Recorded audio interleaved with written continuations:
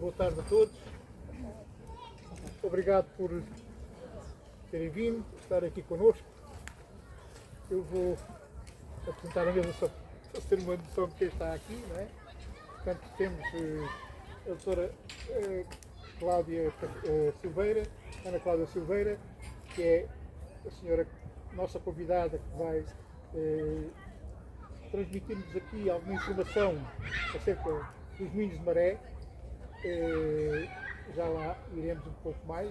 Temos o senhor vice-presidente da Câmara, também nos dá o prazer de estar aqui connosco, e estou eu, em nome da APOS, que é a organização que tomou a iniciativa de trabalhar a questão do moinho de maré marinho, moinho novo marinho. Pronto, estamos aqui hoje a querer falar um pouco sobre moinhos, nomeadamente o nosso moinho. Por isso é que está aqui a doutora Ana Cláudia Silveira. Estão estas pessoas interessadas na temática dos moinhos, e está aqui uma pessoa que nos é muito cara, que é o Sr. Marçal, que é filho do último moleiro. Sr. Marçal, este pessoal não o conhece, se puder mostrar. Pronto. Boa tarde a todos. Do último moleiro que trabalhou aqui no moinho, Sr. Custódio, se não me engano. Custódio Marçal, exatamente. Custódio Marçal. Que, porventura, portanto, só uma parte, na altura, portanto, quando tentaram iniciar as obras, não sei o que mais, do moinho, eu fiquei um bocado magoado porque o meu pai foi maltratado, entre aspas, porque foi quase como obrigado a sair do moinho. Mas pronto, isso é mas é uma conversa para depois. Já conversamos um bocadinho mais sobre isso. Pronto, então, é esta a mesa que está aqui, é este o objetivo e a nossa iniciativa está estruturada em duas partes. Numa primeira parte, nós vamos aprovar aqui, assinar um acordo de parceria que acordámos fazer entre a APOS, o Parque Natural da Ria Formosa e a Câmara Municipal de Olhão, tendo em vista a classificação patrimonial do moinho. Como sabem, provavelmente muitos sabem, o moinho está num estado lastimável, em termos de conservação está num estado lastimável, está em risco, inclusive, de ruir, sobretudo o telhado, e as fundações estão em muito mau estado, e portanto nós pensámos que a classificação podia ser uma ajuda para uma sensibilidade maior, uma sensibilização maior acerca da necessidade de tentar preservar e recuperar mesmo o moinho marinho. Todas estas estruturas com quem contatámos, quer a Câmara, quer o Parque é o dono do moinho, estiveram de acordo, acharam que a ideia era interessante. Temos vindo a trabalhar nela com alguns percalços, porque isto às vezes, trabalhar com a administração pública é complicado, porque as demarches são complicadas, as etapas são complicadas e, portanto, por vezes não é fácil que as coisas andem para a frente. Um desses exemplos é que hoje não temos aqui ninguém do parque, exatamente porque nos disseram, nos transmitem que não houve tempo para levar a proposta ao Conselho Diretivo do Instituto de Conservação da Natureza e, portanto, não é possível ter aqui alguém para assinar este acordo, que será assinado pela APOS e pela Câmara Municipal, pelo seu vice-presidente e pelo presidente da APOS. Portanto,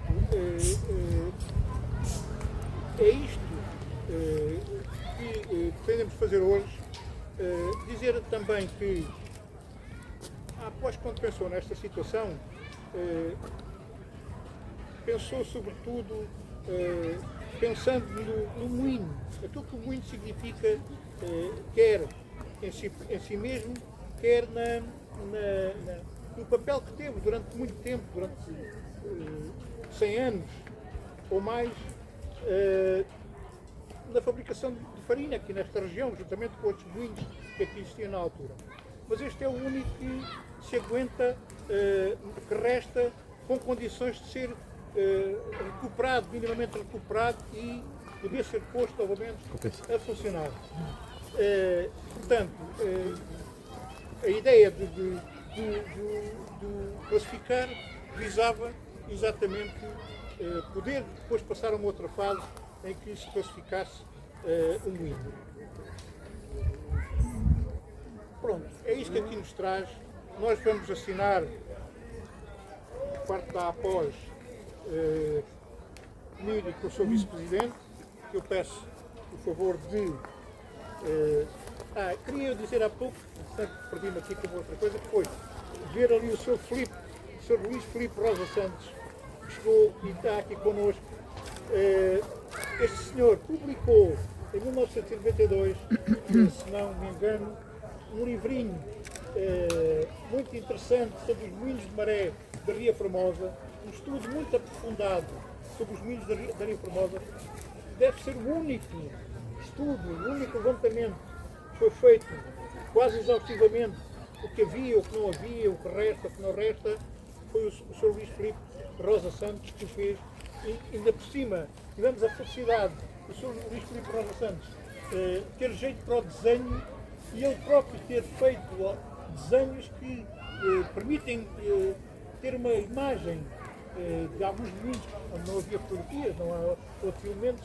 Temos os desenhos do Sr. Luís Filipe Rosa Santos que nos ajudam a ter uma ideia de como seriam um moinho tal ou tal situados na Ria Formosa.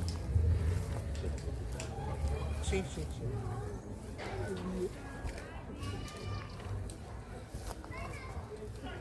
É este livrinho que o Sr.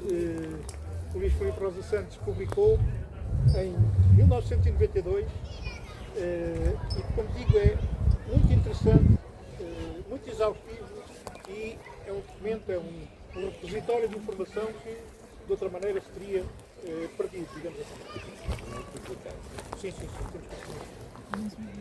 Pronto, aqui o Sr. Vice-Presidente vai assinando o documento, ou os documentos, no fundo são dois documentos. Um é a proposta de parceria, a constituição da parceria, para fazer avançar com a classificação, e depois um outro documento é já a proposta um documento que será incluído na proposta juntamente com o projeto para apresentar à CCDR, neste momento, para desenvolver o processo. Pronto. Eu acho que por agora eu confio que a doutora Ana Cláudia Silveira saberá falar de moinhos muito melhor do que eu e, portanto, trará-nos a informação, digamos que será muito mais rica do que aquilo que eu possa dizer. Portanto, eu iria passar a palavra. Só que eu vou falar rápido. Força. Já assinei tudo. Muito bem. E antes de passar a palavra a quem de facto nos pode dar bastante informação, agradecer à APOS, que teve um papel fundamental para já ter iniciativa e depois a tomar todas as diligências para que de facto o moinho fosse um processo de classificação. Isto porque o seu papel de valorização cultural e ambiental enquadra-se perfeitamente. De facto, nós temos aqui um fenómeno que muitas vezes está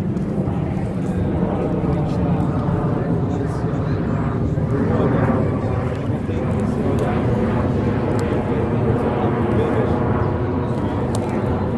não tem interesse a muito poucas pessoas. Há meio dúzia de pessoas que se interessam por aquilo, conforme o geral que ninguém quer saber, e então não há interesse em estar a levantar esse problema, porque isso implica depois ter que resolver.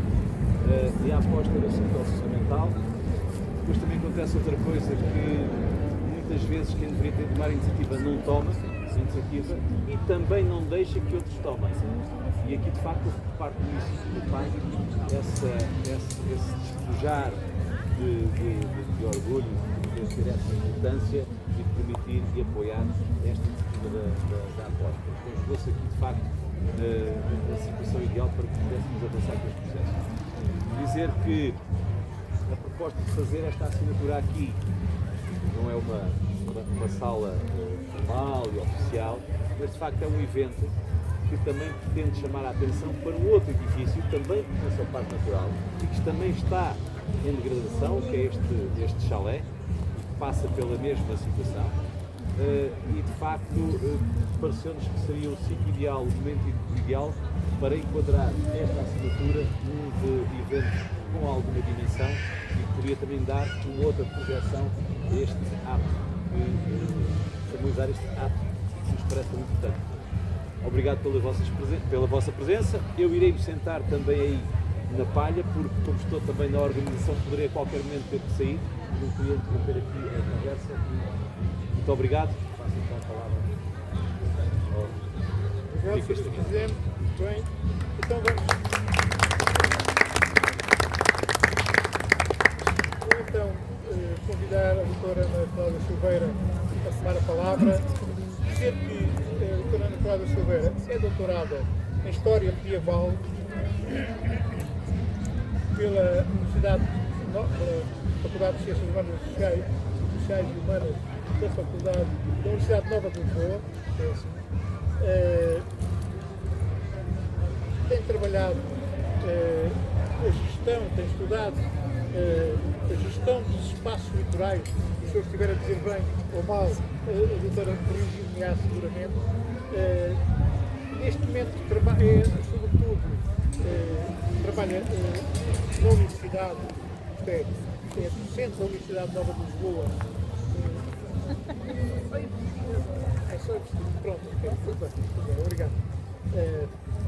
Já recebeu vários prémios relacionados com o seu trabalho nesta área e, portanto, é uma pessoa que está em condições de estudar a temática dos litorais do nosso país, onde se incluem os moinhos, e, portanto, está em condições de nos ajudar a compreender melhor o papel que estas culturas tiveram ao longo dos tempos, como é o caso aqui do nosso moinho de Marim, moinho novo, chamado Moinho Novo de Marim, que hoje estamos aqui a colocar no centro da nossa atenção e a procurar contribuir para a sua salvaguarda.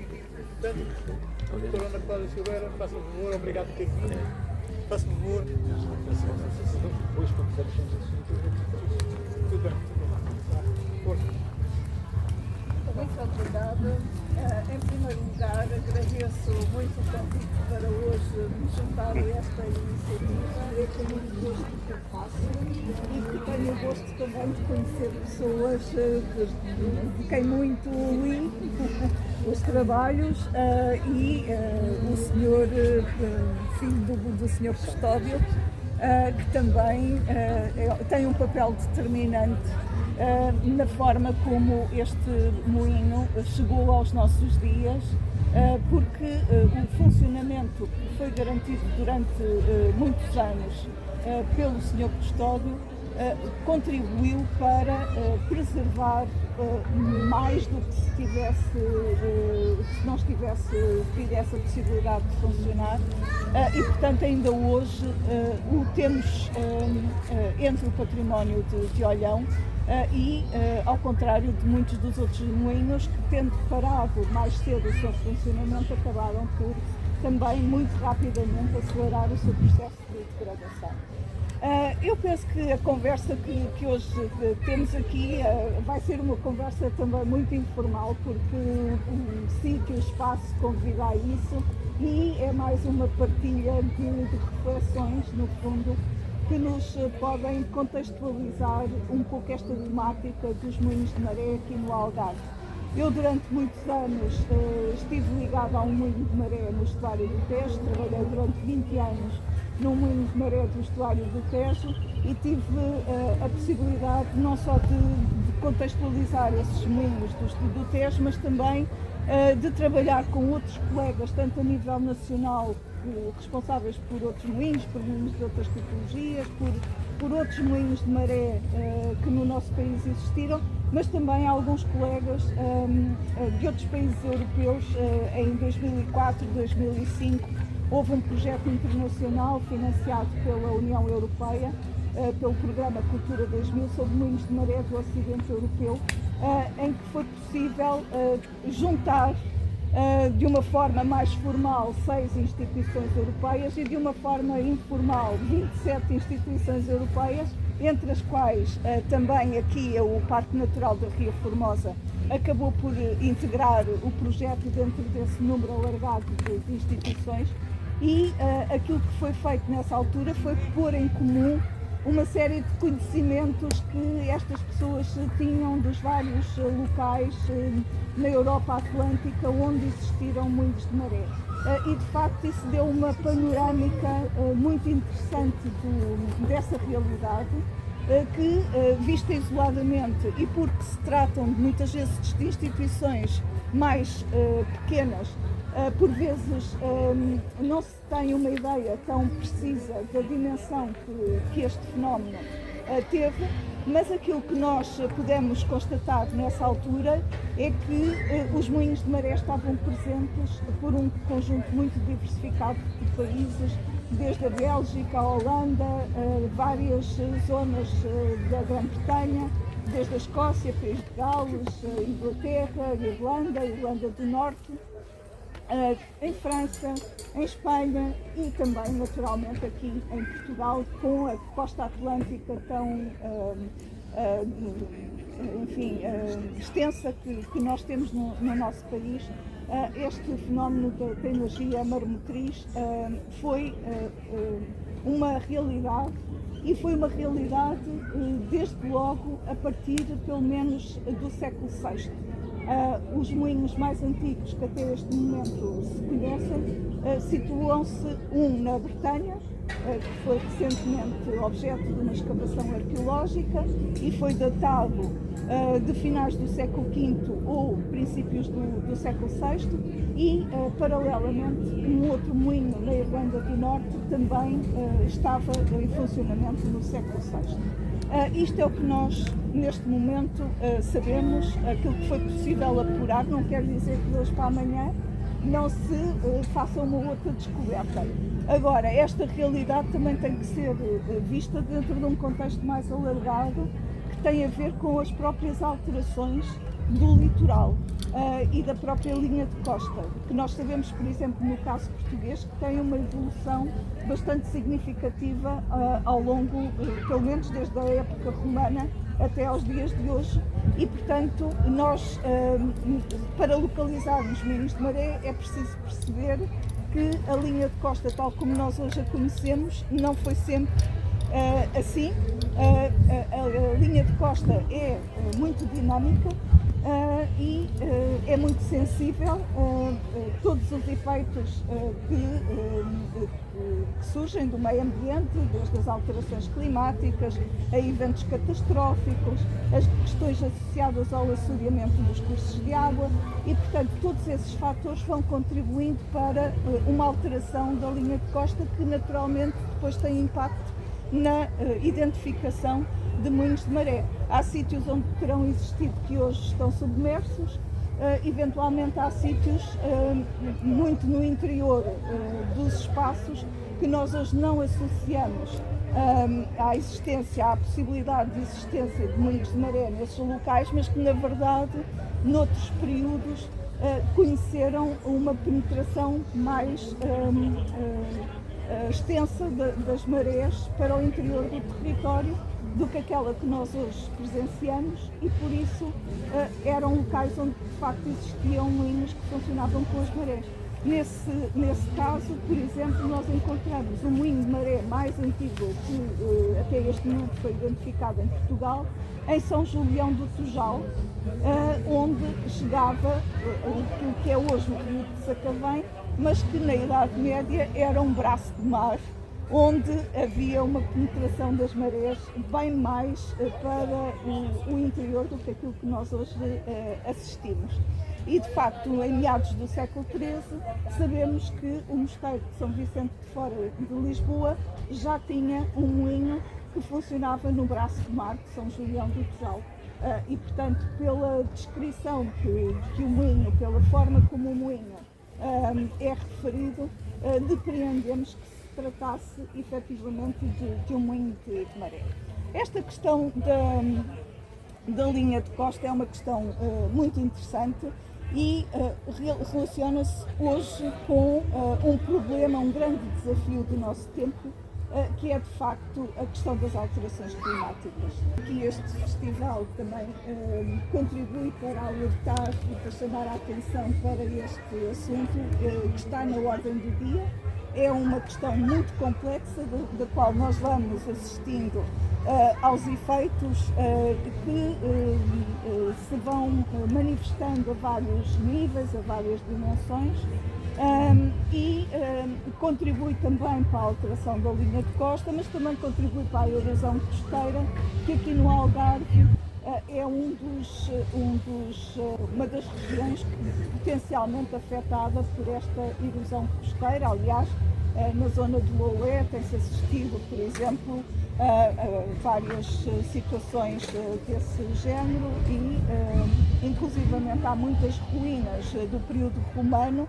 Estou-me a lembrar, por exemplo, de Loé Velho, que têm vindo a perder-se, precisamente porque estavam situadas muito na linha de costa e à medida que a linha de costa se vai erodindo, também se perdem esses vestígios. Mas, por outro lado, um dos grandes impactos que estas alterações climáticas produzem tem a ver com a subida do nível do mar. E numa região como o Algarve ou numa costa como a costa portuguesa tão extensa, e é uma das regiões que potencialmente poderá ser mais afetada por este fenómeno das alterações climáticas. Mas toda esta visão que nós temos do litoral é uma visão que ao longo dos tempos também se vem, ela própria é o objeto de história, não é? Podemos fazer também essa história da percepção que o litoral vai tendo. Se hoje em dia a questão do litoral acaba por ser uma questão muito identitária, sobretudo num país como Portugal, que tem tantas ligações ao mar, ao património marítimo, à questão dos recursos marítimos. Noutras épocas, se calhar essa relação e essa dimensão e essa atenção ao património marítimo não era tão presente, digamos assim. E estou a lembrar-me, no século XIX, à medida que há um novo mundo que vai surgindo, em que, de certa forma, alguns recursos do litoral vão perdendo a importância que tinham, designadamente, por exemplo, a questão da produção de sal. À medida que entramos no século XX, em que começam a existir outros processos de conservação dos alimentos, e em que o sal deixa de ter uma dimensão tão relevante na vida das pessoas, ou em que as moagens industriais se vão disseminando e que são muito mais produtivas naturalmente do que os moinhos tradicionais poderiam ser, a nossa visão do litoral acabou por se distanciar da visão que se calhar o homem medieval ou da idade moderna teria sobre estes espaços. A relação com o litoral acabou por se modificar um pouco. E para isso contribuiu também esta associação do litoral que começa a ser feita a um espaço relativamente vazio, a um espaço potencialmente insalubre, porque em muitos locais o litoral era marcado pelos sapais, por um ambiente, enfim, em que muitas vezes há uma associação depois aos mosquitos, à malária, às febres sazonáticas. É um espaço potencialmente perigoso, porque poderia contribuir para problemas sanitários, como de facto aconteceu em muitas regiões, enquanto não se conseguiu identificar o mosquito causador da malária, não é? E, portanto, há uma dimensão do litoral em determinados períodos que vai motivar uma vontade de controlar este espaço, de o reconverter num espaço produtivo, porque, tendo perdido as suas dimensões relevantes do ponto de vista da produção de sal, do ponto de vista da moagem tradicional, do ponto de vista até dos pastos, tendo perdido esta dimensão de um espaço produtivo, tornou-se um espaço considerado nefasto, do qual as pessoas sentiam alguma repulsa. E, portanto, há uma série de tentativas de higienizar o litoral, fazendo aterros, por exemplo, colmatando estas áreas de sapau, ou bonificando os terrenos para os tornar produtivos do ponto de vista agrícola. Isso verificou-se em vários locais e aqui no Algarve também foi um fenómeno presente.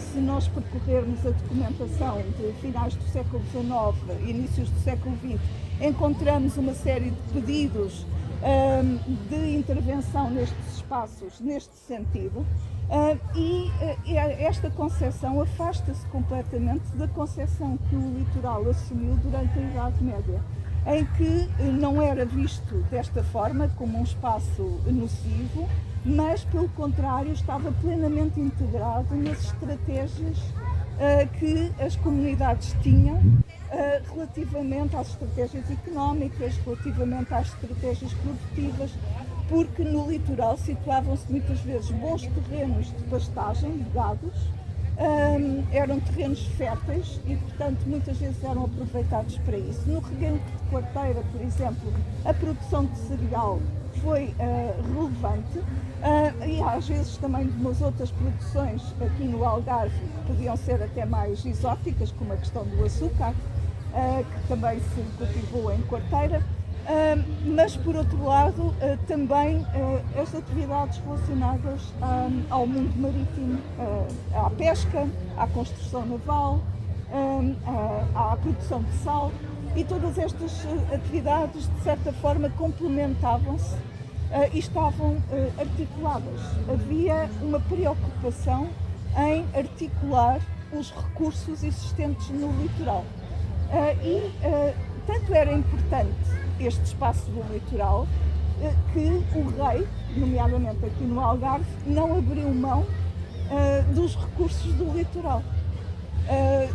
Toda esta faixa litoral, aquilo que a documentação chama também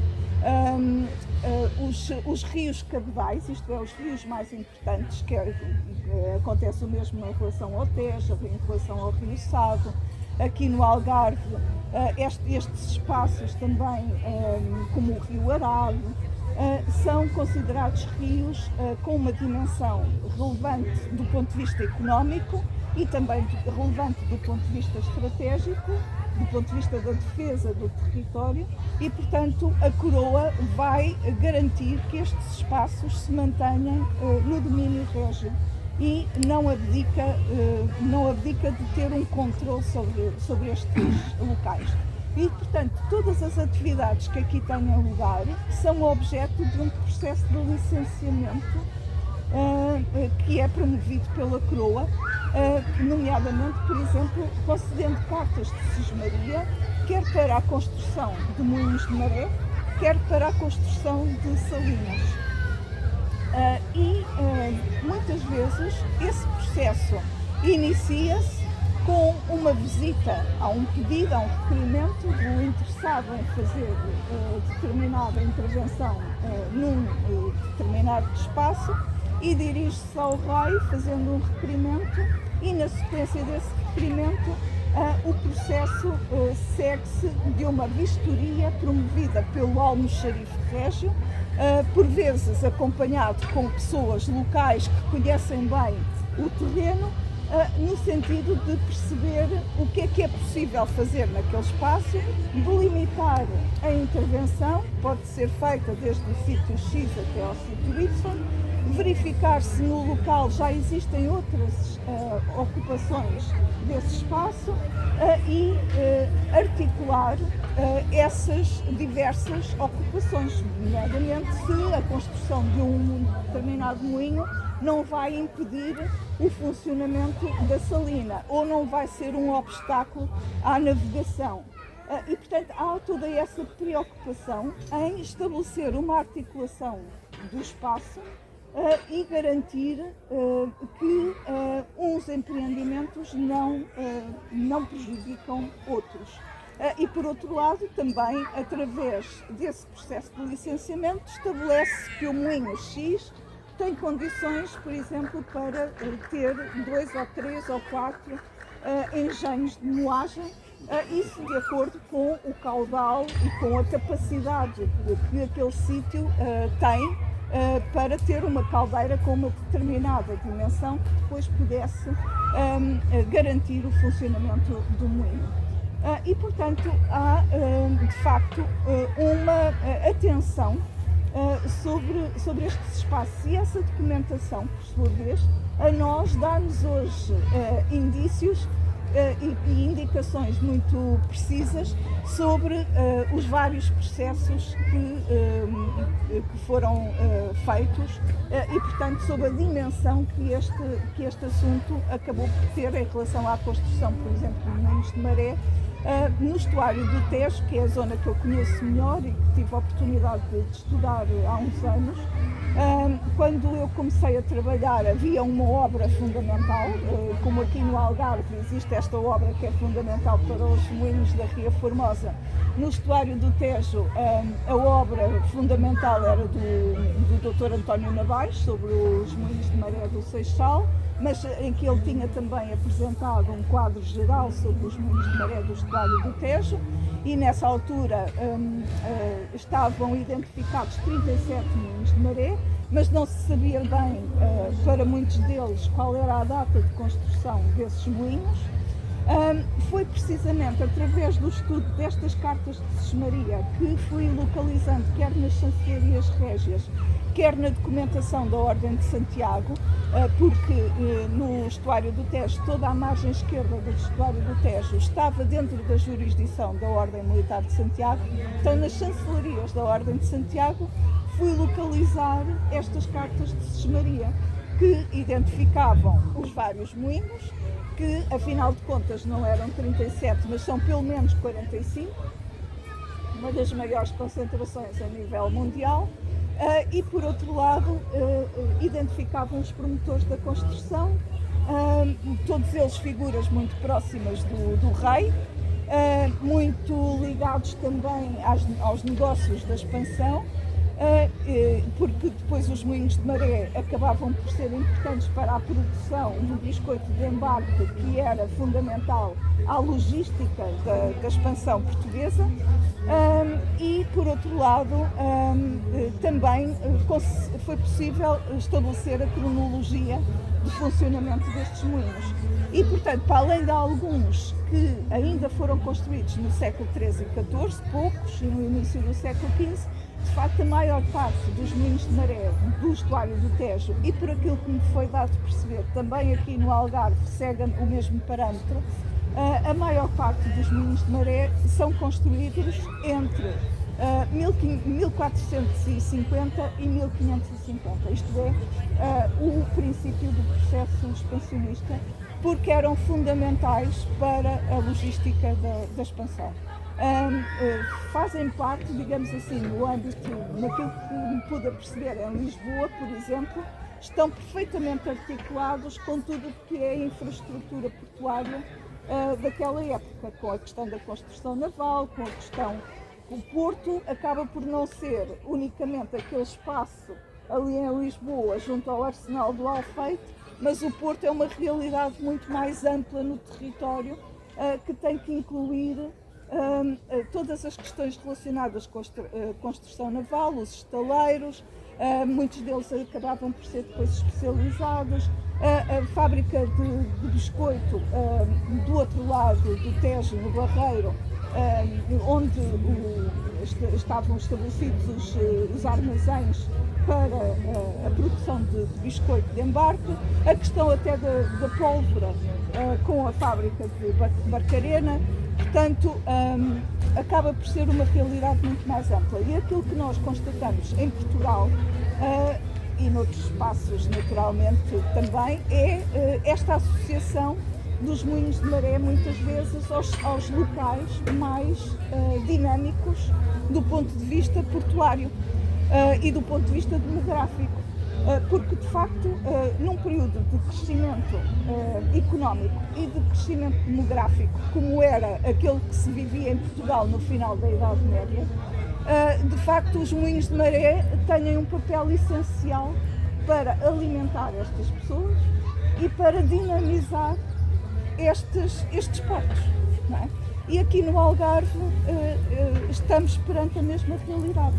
Todos estes núcleos portuários no Algarve assumem um papel extremamente relevante no âmbito da expansão portuguesa, até pela relação de proximidade que estabelecem com as praças norte-africanas. Há documentação que nos mostram o papel fundamental que tiveram no abastecimento às praças no norte de África. E, portanto, esta questão do biscoito e da produção e da transformação de cereal foi absolutamente fundamental em todos estes locais.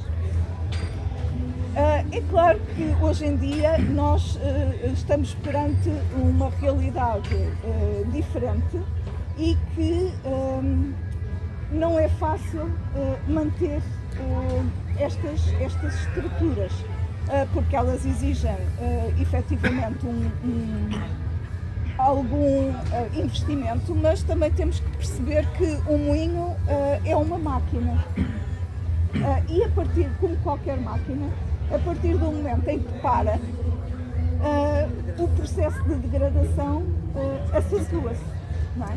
E foi isso que se assistiu um pouco por toda a parte. Hoje estamos perante uma realidade que foi fundamental e que aqui no Algarve, de facto, esta questão dos moinhos de maré, quer do ponto de vista histórico, que temos estado a falar, mas também do ponto de vista técnico, do ponto de vista arquitetónico, do ponto de vista até da manutenção do equilíbrio da paisagem, os moinhos de maré ocuparam um papel fundamental. Esta articulação dos moinhos de maré, por exemplo, com as salinas, que encontramos em muitos locais, foram fundamentais para garantir a hidrodinâmica de muitos destes espaços litorais, para garantir a limpeza dos canais, que garantiam depois o abastecimento de águas às salinas, evitavam a acumulação de vasas. O regular funcionamento do moinho acabava por contribuir para um equilíbrio de todo um ecossistema, porque garantia esta manutenção do sistema hidráulico, em que, no fundo, todas as outras atividades acabavam por beneficiar, não é? Nas próprias caldeiras dos moinhos encontrávamos muitas vezes a funcionar ou viveiros de peixe ou de ostras e portanto, tinham essa pluriatividade também. Por exemplo, no estuário do Tejo, não sei se aqui no Algarve também isso acontece, mas nas caldeiras dos moinhos havia sempre um sítio mais fundo do que o resto da caldeira, a que se chamava o cadoço do moinho, que era onde os peixes ficavam quando a maré descia. E, portanto, a caldeira ficava praticamente enxuta, não é? Mas o facto daquele sítio ser mais baixo garantia que o peixe ficava ali conservado e, portanto, acabava por funcionar como uma espécie de viveiro também de peixe. portanto, todos estes equilíbrios eram fundamentais, inclusivamente alguns mosteiros de Lisboa eram os proprietários de muitos dos moinhos que existiam no estuário do Tejo. Eles reservavam para o mosteiro, sobretudo na Quaresma, a questão da recolha do peixe, porque era fundamental para a alimentação dos monges durante este período do ano, embora os moinhos estivessem a ser explorados por contratos de aforamento, etc. Agora, de facto, hoje em dia, estes espaços, em virtude também de uma certa modificação do ponto de vista da percepção que nós temos do litoral, até porque muitos destes locais foram objeto de intensos processos de urbanização, de um processo de turismo também massificado.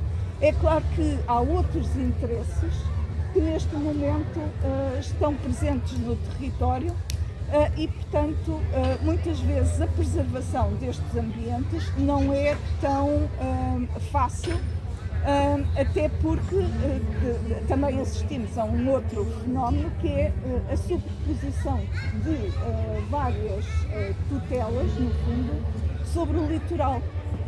E essas diferentes tutelas nem sempre também estão articuladas, não é? Porque estes processos, hoje em dia, continua a existir um processo de licenciamento, de regulamentação do litoral, que obviamente tem que existir.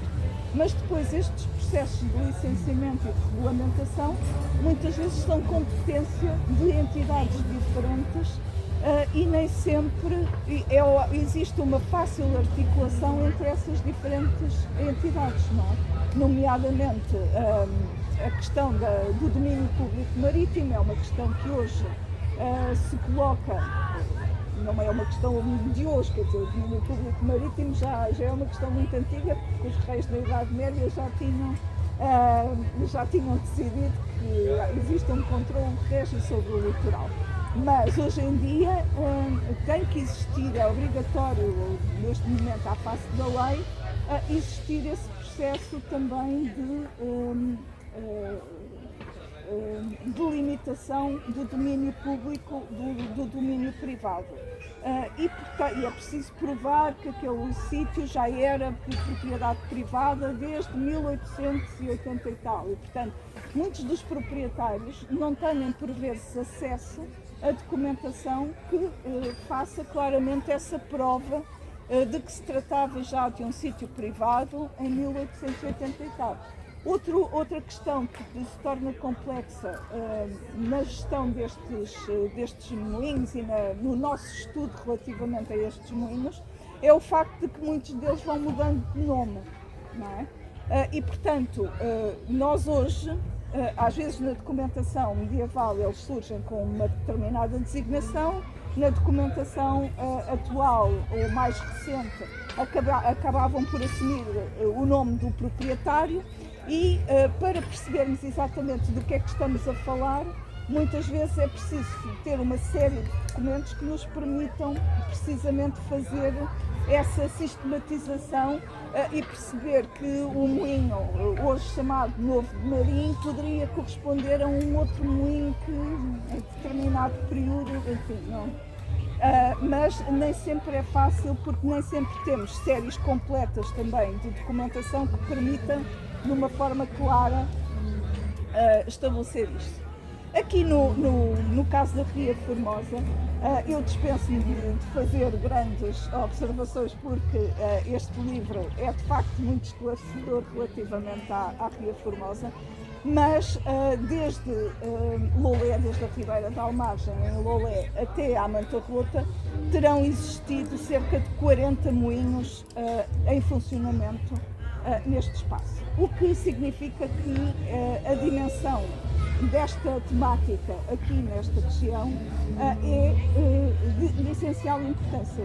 À semelhança do estuário do Tejo com 45 moinhos, 40 moinhos de maré a funcionar aqui na Ria Formosa também dá bem uma ideia da relevância que estes moinhos tinham na economia local durante muito tempo, e no século XIX eles continuavam aqui a funcionar e estavam inclusivamente a ser construídos novos moinhos aqui nesta zona ainda do século XIX, com uma importante particularidade, que é o facto de aqui no Algarve existir um tipo de moinho que não existe noutras regiões do nosso país e que fora do Algarve, só na Andaluzia, é que se conhece, que é o moinho de maré de regolfo. Isto é, como o moinho novo de Marim, precisamente, e por isso esse é um motivo que eu considero relevante para garantir a preservação deste espaço, porque é um moinho que não tem as arcadas abertas, como encontramos no estuário do Tejo, ou no estuário do Sado, ou noutras regiões, mas funcionava, os rodetes funcionavam dentro de uma espécie de poços, e isso promovia um prolongar do funcionamento do moinho. Ou seja, poderia funcionar mais horas do que se tivesse o sistema de arcadas, porque a água mantinha-se mais tempo dentro daquele poço até ser lançada de novo ao rio. No estuário do Tejo, aquilo que nós sabemos é que nas marés vivas, cada engenho de moagem podia produzir entre 300 a 400 quilos em cada maré. Cada engenho. E há moinhos no estuário do Tejo que têm 8 casais de mós, 8 engenhos.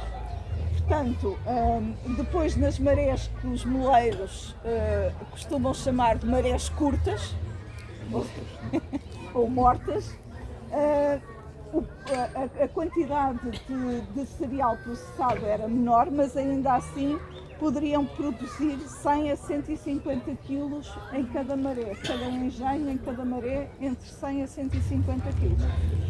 Isto, não sei aqui no Algarve e em particular nos moinhos de rodete e de regolfo, não sei se há algum cálculo relativamente a estas produções, mas parece-me que isto dá bem uma ideia da relevância da capacidade produtiva que estes moinhos tinham e que têm uma grande vantagem relativamente a outros engenhos de moagem, que é o facto de poderem funcionar durante todo o ano, porque não estão sujeitos à existência de vento ou não existência de vento, ou no caso dos moinhos hidráulicos de ribeira, muitas vezes as ribeiras secam no verão e portanto não podiam funcionar.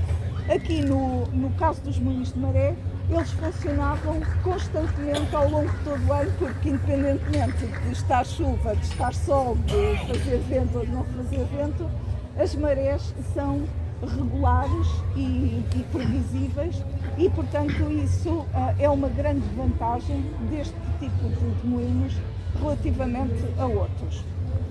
É claro que eu considero, mas eu sou suspeita, porque de facto sou uma apaixonada por moinhos de maré desde que fui colocada perante a necessidade de ter que os estudar. Para mim foi uma descoberta e ainda hoje é, e acho impressionante, não só pelos aspectos históricos e técnicos associados e arquitetónicos associados a estes engenhos, mas por outro lado também pela diversidade de tarefas que muitos destes moinhos tinham. Não tanto em Portugal, não se encontra, mas mesmo assim em Portugal, por exemplo, no estuário do Tejo, eles também foram usados para descascar arroz, para além da moagem de cereais, depois foram usados também para o descasque de arroz. Quando as moagens industriais começaram a competir, não é? E a impor-se com a sua grande capacidade produtiva, os moinhos de maré sofreram ali um processo de reconversão e, portanto, houve uns que foram convertidos para complementarmente descascarem arroz, outros para a moagem de vidro para a indústria cerâmica. O moinho de maré em Aveiro, por exemplo, poderá ter sido usado para a moagem de caolino, porque um dos seus proprietários foi o proprietário precisamente da Vista Alegre, da fábrica de cerâmica, e portanto a moagem de caolino aparece-nos em alguns moinhos, não só por exemplo no País Basco espanhol, como também em França, em Bordeaux, há um moinho que também era usado precisamente para a moagem depois de caolino, para a indústria cerâmica. Foram usados para a moagem de ossos no estuário do Tejo e de peixe para a produção de adubos. E portanto o outro foi convertido numa fábrica de produção de massas. Portanto há no fundo uma adaptação destes moinhos a outras tarefas, tentando durante muito tempo que eles se mantivessem ainda ativos. Agora, há um aspecto que me parece essencial ter em linha de conta hoje em dia e que muita gente, pronto, é uma questão que tem estado ausente do debate, isto a propósito da questão da classificação e da preservação destes espaços ou não preservação, etc. Que tem a ver com a convenção que Portugal assinou sobre a proteção do património cultural subaquático.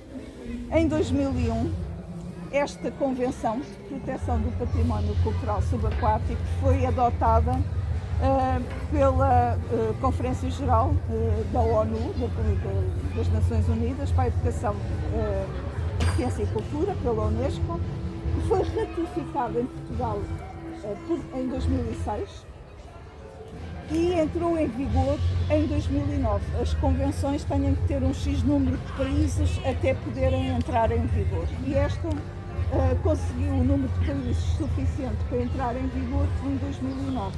E Portugal, como a ratificou em 2006, está obrigado ao cumprimento desta Convenção para a proteção do património cultural subaquático. E um dos artigos dessa Convenção refere que se inclui entre o património cultural subaquático todos os traços da existência humana, tendo um caráter cultural, histórico ou arqueológico, que tenham estado parcialmente ou totalmente debaixo de água, periódica ou continuamente, durante pelo menos 100 anos.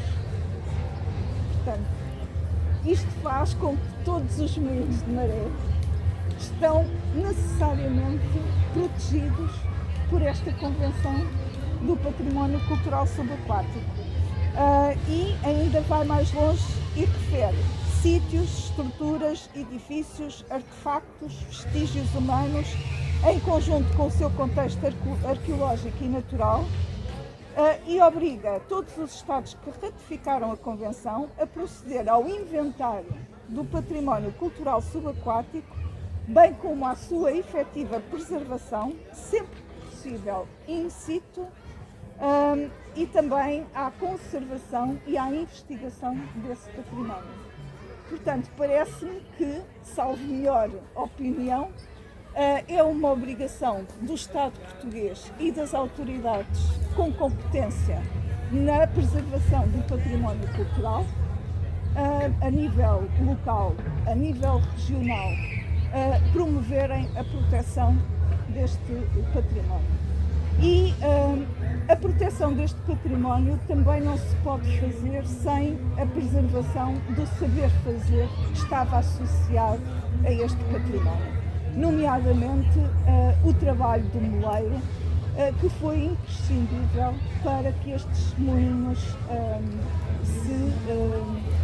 funcionassem, se mantivessem e chegassem aos dias de hoje. E nesse sentido eu gostaria de terminar esta intervenção com um pequeno filme que mostra o moinho de Maré de Corroios e o seu moleiro, o Sr. Guilherme Almeida, ainda antes de o moinho se ter tornado propriedade da Câmara Municipal de Seixal.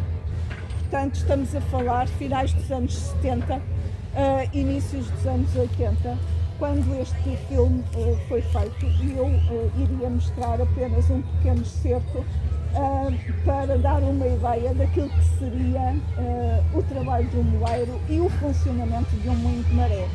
É difícil preservar um espaço destes. Confesso que é, porque é um espaço que está sujeito a muitas vulnerabilidades.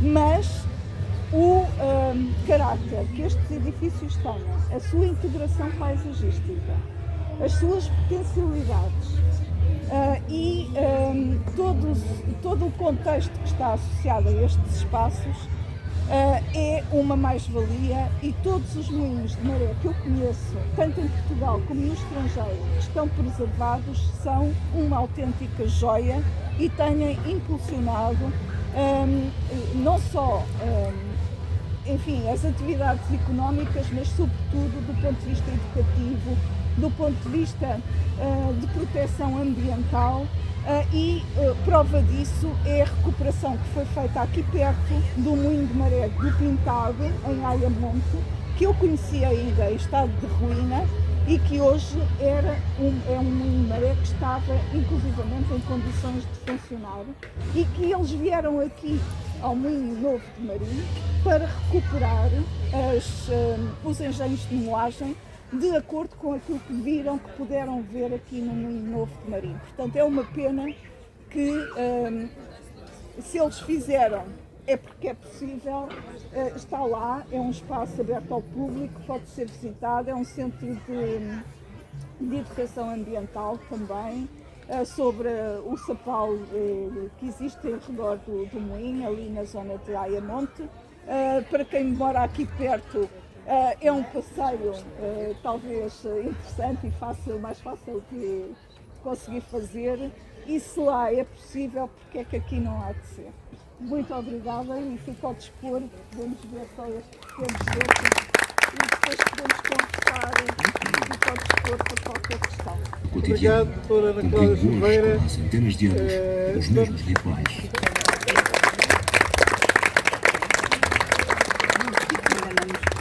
Trouxe aqui um conjunto de informações, digamos assim, ajudou-nos a perceber melhor todo este mundo, digamos, dos moinhos, da moagem, e até este filme. Este filme permite-nos, por exemplo, este filme complementa muito bem o livro do Sr. Luís Filipe Rosa Santos, que tem os desenhos disto tudo, e até explica como é que se tiram dali as nós, não é? Mas uma coisa é explicar e ter um desenho, outra coisa é ver como vimos ali, não é? Portanto, é muito interessante. Muito obrigado, doutora Cláudia. E eu punha a questão ainda, se nós começamos a ter alguns apertos de tempo, mas se houver alguém que queira colocar lá uma questão, eu ainda queria pedir ao Sr. Marçal e ao Sr. Professor Luís Filipe Rosa Santos se queriam, digamos, usar a palavra, tomar a palavra para, enfim, uma saudação, trazer aqui aquilo que nos aproveita. Muito rapidamente, vou gastar muito só fazer um bocadinho de história em relação a como é que eu vim parar o moinho. Pronto. Cerca de 1905, nessa altura mais ou menos, o meu bisavô veio para este moinho, o Dr. João Luís era vivo, na verdade, e o meu avô ainda era pequeno, aí, 14 anos nessa altura, e então, a partir daí, depois, foi a continuidade. Essa minha família já vinha de Tavira, já era família de moinhos. Entretanto, o meu avô continuou a trabalhar aqui com a minha avó. O meu pai depois nasceu neste moinho. Depois nasceu a minha irmã. A minha tia, a irmã do meu pai, não nasceu nesse moinho porque entrou em obras devido a um temporal que houve, mas nasceu no moinho, não sei se vocês conhecem, ou conheceram, um moinho que existiu junto da polícia em Olhão, onde é a polícia neste momento. A caldeira do moinho era na zona onde se fazia o largo da feira antigamente. Bom, e a minha tia nasceu nesse moinho. Moinho da Barreta. Pode ser? Não sei se era da Barreta, parece que era da Barreta. Pois, o Sr. Luís Filipe. Entretanto,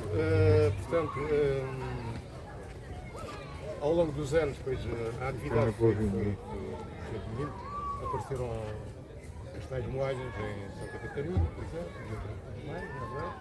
Mas voltando ainda à questão da manutenção e da preservação do património. Eu volto só atrás um bocadinho, eu lamento não estar pelo menos representado aqui alguém do Parque Nacional Natural da Ria Formosa, mesmo não tendo qualidade neste momento para assinar, mas acho que demonstravam tinham algum interesse em que o mundo realmente fosse recuperado. Sim, parece mas então à parte.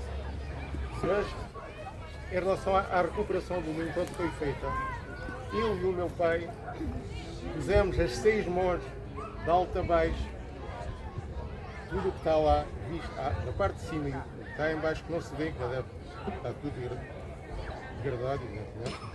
Foi tudo colocado a funcionar. As 6 mós ficaram a funcionar todas. Eu não vou lá ao moinho já há alguns anos, dá vontade de chorar. Eu acredito. E então,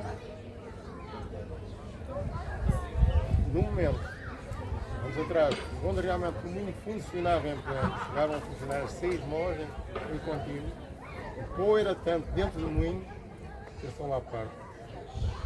Os candeeiros a petróleo que eram usados na altura, os respiradores, aqueles furinhos baixos, entupiam e os candeeiros apagavam-se devido à quantidade de pó que existia. Agora, relativamente ao trabalho, eu não vou aqui enumerar o trabalho que davam, mas o meu pai pode ser que foi um escravo naquele mundo, trabalhou toda a vida, eram sacos e sacos e sacos de trigo, milho. O meu avô distribuía o xarém, se calhar muitos também ainda comeram xarém, todas as mercearias de Olhão foi distribuído por ele.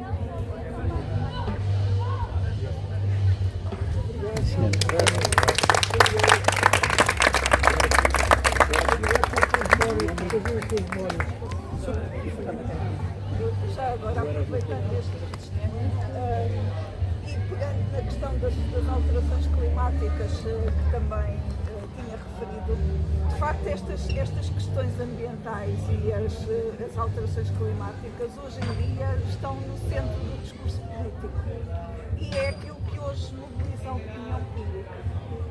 E portanto, as pessoas têm aqui algo, não é? Que permite, de uma forma perfeitamente enquadrada com aquilo que são as preocupações de cidadania que todos nós temos, de pegar nas mãos. Eu felicito a Associação por esta iniciativa, não é? Pegar nas suas mãos também estas questões e de impulsionar estes processos que em muitos locais também são processos de movimentações e de motivações que venham da cidadania, de preocupações de cidadania que as pessoas têm. Ok. Sr. Professor, faz Só favor. quero dizer o seguinte, ao contrário do Marçal, nada tinha a ver com o Moinho de Maré, sou natural de Faro, não é da cidade, mas sempre me lembro de ouvir falar do Moinho da Torrinha, que ficava por trás da estação de Faro. O meu início, digamos assim, foi mais a parte do desenho. E pelo desenho, cheguei ao fim de um certo número de trabalhos que realizei, cheguei à pesca do atum e fiz uns desenhos sobre a pesca do atum, o piso, todas as fases, e vim ao Parque Natural da Ria Formosa, que naquela altura funcionava como tudo em Faro, e fiquei a conhecer o arquiteto do local que me apoiou nesse trabalho, porque eu encontrei muita coisa lá, e então cheguei à conclusão que em vez de fazer só os desenhos, devia fazer uns textos explicativos. E então assim foi. E então, em vez de gravuras, que era o que eu costumava fazer, saiu um livro sobre a pesca do atum no Algarve. E aí então ele falou comigo e perguntou-me se eu não queria fazer um trabalho sobre os moinhos de maré. O Parque Natural da Ria Formosa naquela altura só tinha, digamos assim, uma folha escrita à máquina sobre os moinhos de maré. E então eu depois comecei a fazer buscas, falei por exemplo com o Sr. Custódio, o pai do Marçal, várias vezes, trocámos alfinete e com outras pessoas também que tinham, não moleiros, eu moleiros, ainda conheci um outro senhor que tinha sido moleiro, no Moinho da Palmeira em Faro, e depois familiares também me permitiram, alguns permitiram fazer os desenhos de alguns moinhos que já tinham desaparecido. E então depois fiz buscas nos arquivos municipais, etc. Encontrei os campeões de em Faro, que me permitiram recuar em relação aos proprietários dos moinhos até 1723, porque geralmente nos campeões de cisas, que era para pagar os impostos, naquela altura pagava-se por ruas, a rua tal era o flantal, etc. E tal. E os moinhos, como ficavam fora da cidade, geralmente tinham logo no início, o que facilitava a busca em relação à situação. E aí acontecia então a tal situação. Os moinhos mudavam de nome com frequência, com muita frequência, a não ser que fosse um moinho como o moinho da Trindade ou assim, uma coisa desse tipo, que aí era capaz de manter o nome. Mas não tinha o moinho, sei lá, dos Penteados, o moinho, sei lá, da Franciscina Grelha e por aí fora. Os moinhos de Faro, em Faro chegou a haver 15 moinhos, desse total de cerca de 40 que houve aqui na Ria Formosa, sobretudo na altura da expansão do sobrevivente, por causa dos biscoitos, etc. E então aí eu consegui, portanto, realizar aquele trabalho com recurso ao desenho, a explicar aquelas fases todas e a parte técnica e mesmo a parte arquitetónica dos moinhos. E o trabalho saiu, publicado no Parque Natural da Ria Formosa. Foi o trabalho que foi possível, naquela altura eu ainda não dominava o computador, de maneira que os gráficos podiam ter ficado melhor, mas foi possível. Daí depois continuei para outras áreas e ainda continuo, felizmente, a trabalhar na área do desenho e foi assim que me apareceu esta hipótese, que eu agradeço e ainda hoje agradeço bastante ao Sr. Arquiteto Nuno Coque, que foi uma pessoa excepcional e me apoiou bastante. Muito obrigado.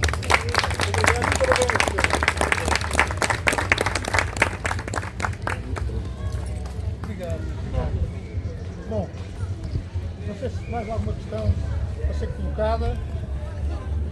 Se não houver, nós vamos caminhando para uma área. Força. Como? Estompa. Os moinhos das fontes. Sim, mas deve estar a funcionar estava a funcionar. Essa situação está aberta ao público. Em alguns casos tem havido empenho e tem-se conseguido recuperar um ou outro. Claro, se calhar não é possível recuperar tudo, mas pelo menos aquilo que é mais significativo e que está em risco de se perder. E aqui no caso do Moinho Novo de Marim, parece-me que já será o último exemplar de todos estes moinhos aqui, pelo menos de Olhão, e um exemplar significativo porque tem estes equipamentos de relevo e, portanto, Mais tarde, fizer a votação, pior. o moinho está, a estrutura está assente em estacaria de pinheiros. Portanto, sabem que a madeira, se estiver debaixo d'água, se estiver em contacto com o oxigênio, pode durar séculos.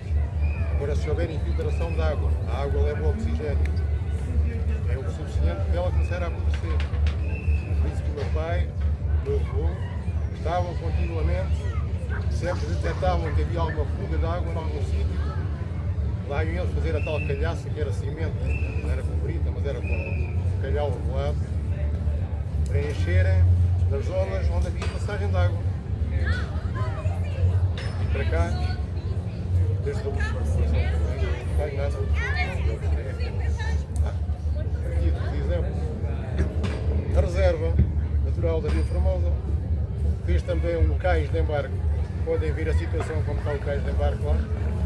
Só está a estrutura calma. Está uma barca, uma recuperação, uma barca nova, uma réplica das barcas do Atum. Está lá também, para jogar fora, com mastro, com vela, com motor, tudo novo em folha. Está lá, junto também daquele armazém que deram cais de embarque, Também podem ver o estado em que está, podem tirar fotografias, mostrar à posteridade. É o que venha em relação ao que o barco tem. É um desabafo. Obrigado, Sr. Marcelo. Senhora. Meus amigos, eu creio que vamos então encerrando.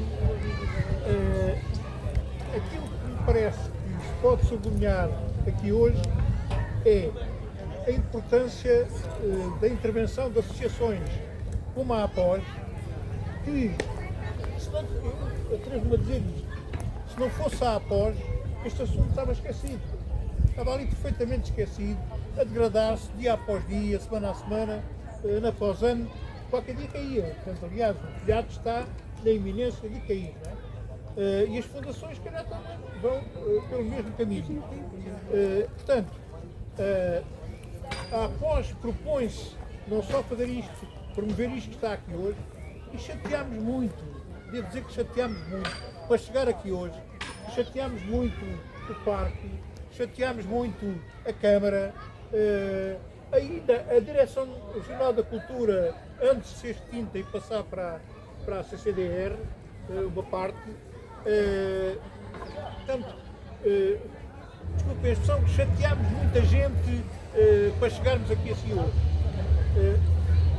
Estamos convencidos que hoje essas entidades estão connosco, pelo menos até aqui, na classificação, estão connosco. O problema vai ser daqui para a frente, porque daqui para a frente, para recuperar, é preciso muito trabalho, é preciso muito dinheiro, e portanto não sei como é que será. Mas o que eu quero dizer é isto: o Moinho Novo de Marim pode contar com a APOS. Se ele tem alma, e há de ter a alma de quem lá trabalhou, para quem acredita nisso, há de ter a alma de quem lá trabalhou, a quem ela esteve ligado. O Moinho de Marim pode contar connosco, e quem se interessa por estes problemas pode realmente também contar com a APOS, porque nós vamos tentar não desistir desta questão, deste tema, deste assunto, porque isto é património nosso, isto foi-nos dado, foi-nos legado, foi-nos transmitido, e nós temos a obrigação de transmitir, na nossa vez, transmitirmos isto. E se deixarmos aquilo cair, não transmitimos nada, vamos transmitir pedras, vamos transmitir ruínas, e nós não gostaríamos que as coisas fossem por aí. Portanto, nós vamos estar aqui a fazer aquilo que nos for possível, com as forças que temos, com os meios que temos, e não é pouco. A nossa voz, apesar de tudo, não é pouco. Portanto, meus amigos, muito obrigado pela vossa presença aqui hoje e até uma próxima oportunidade.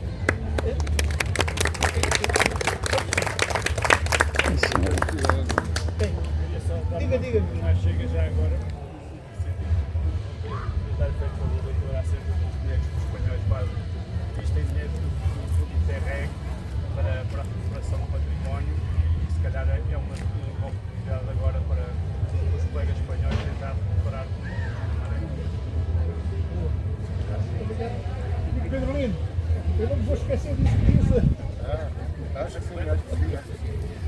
Pronto, boa tarde, muito obrigado.